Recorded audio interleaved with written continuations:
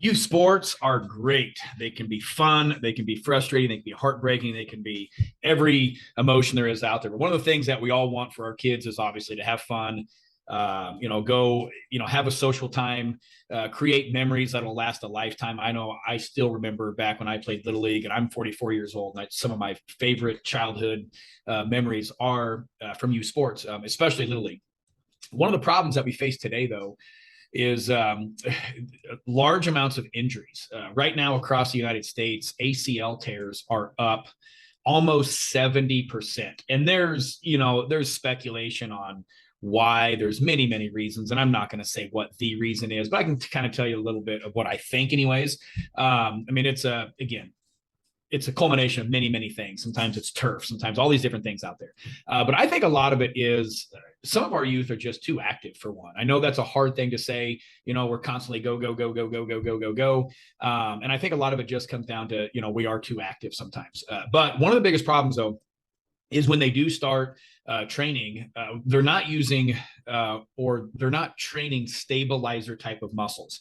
If you look at a knee, a shoulder, elbows, hips, all these types of things, most people have very weak glutes, core, and knee stability, and also ankles. Core, glutes, knees, ankles, very weak. If I were standing up and I were to shift my knee forward to backwards, a lot of people are very good at that, but they're terrible left to right.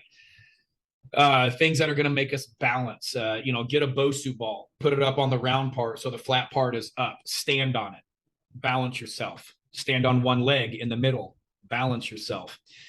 Doing single leg type squats, lunges, anything that can be single leg with progressive overload is always going to help the knee stability. Yes, if we're going to go for sheer strength, yeah, you need to be squatting and doing stuff like that. But for the most part, again, there aren't many sports that we're on the same, on 2 feet at the same time. It's always one up, one down. So a lot of our strength comes from being stable. So again, we're not working on stabilizer muscle. So yes, if you have your kids, go get a Bosu ball, go buy it on Amazon or whatever, local stores, a half one. So it has a flat platform and then the rounded ball part, put it on the ball part. So it's balance. Again, I will have my daughter, she's a youth athlete, right?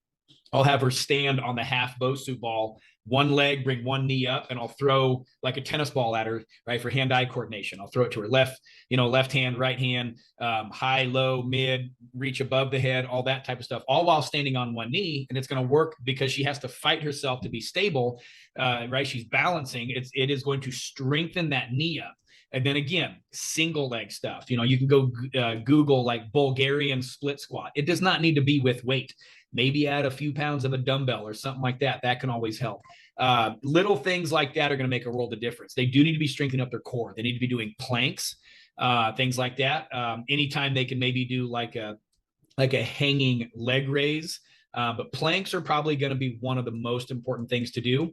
They could do flutter kicks. They could lay on their back, get on a pad or something like that. If not, whatever, they're laying flat and then just lift their heels off the ground about 6 to 8 inches, hold.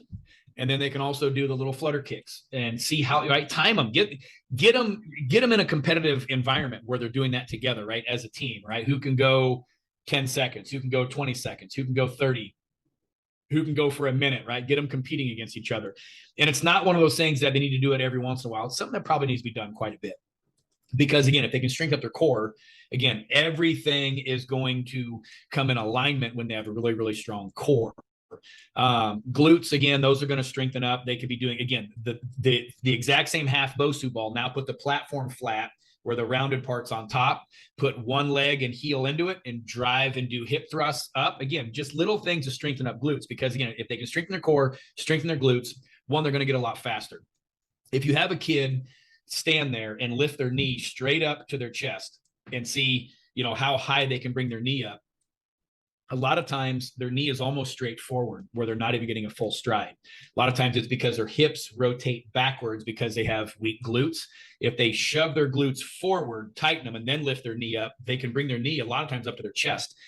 So again, if you're looking at how they're running, when they have a weak core and a weak glute, they're not going to get a full stride. So therefore they cannot be the fastest version of themselves. So again, strengthen up their core, strengthen up their glutes, knee stability, and ankle flexor, all those types of things. And a lot of that is going to be done with single leg type of stuff. Now, as coaches, this is not going to be a lot of the stuff that I would focus your practice on. Your practice, obviously, you know, again, I'm not going to tell you how to coach your team, but it should be doing baseball, basketball, wrestling, football, track, whatever the sport that it is. Obviously, we're talking Little League, we're talking baseball, travel, whichever, right? It's the same thing.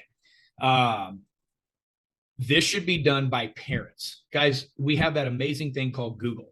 Start Googling youth stability exercises, youth core strengthening exercises. You will fall into a rabbit hole of stuff on YouTube, but it's the stuff that they should be doing at home. Right? They can message me, come to my gym, whatever. But again, this is stuff that they should be doing at home. Make it a priority. Again, this is the boring stuff. But the thing is, if you have a youth athlete that is really good, and let's say they've got a ton of potential, and all of a sudden they start excelling and excelling and excelling, and then all of a sudden, again, we skip steps, and they tear the ACL their sophomore, junior year, and they got to sit out their junior year or their senior year or something like that. Because that's the difference between scholarships or not. That's the difference between, you know, lettering and not. That's the difference between starting and not. But that's the difference. Again, all you can fill in the blank. All because we skipped the essential steps early on. So again, use that thing called Google, but we have to do it in a methodical and, again, useful, intelligent way, right? No, should your youth athlete be, you know, squatting for max rep at the age of 12, 13, 14? Just not my thing, right? I don't think they should be. I think they should be doing it for 20 reps because, again, most sports are also endurance sports, and they're not necessarily just sheer raw strength and power. Again, I don't care if it's football, wrestling, whatever. You know, yes, you're really, really strong, and you knock that guy out, that gal out, you know, the first play of the game, but there's about 90 more to come, right? It is still an endurance sport. So yes, they should be training more for reps, perfect form, slow, under tension. But again, you can Google this stuff with bands, light dumbbells, body weight. All this type of stuff can be done. But go check it out, Google it, reach out to me if you have questions also. But again, you can be in charge of your athlete on what they do when they're not at practice, right? Fit it into their routine, talk to them about the importance of it and why they need to be doing it.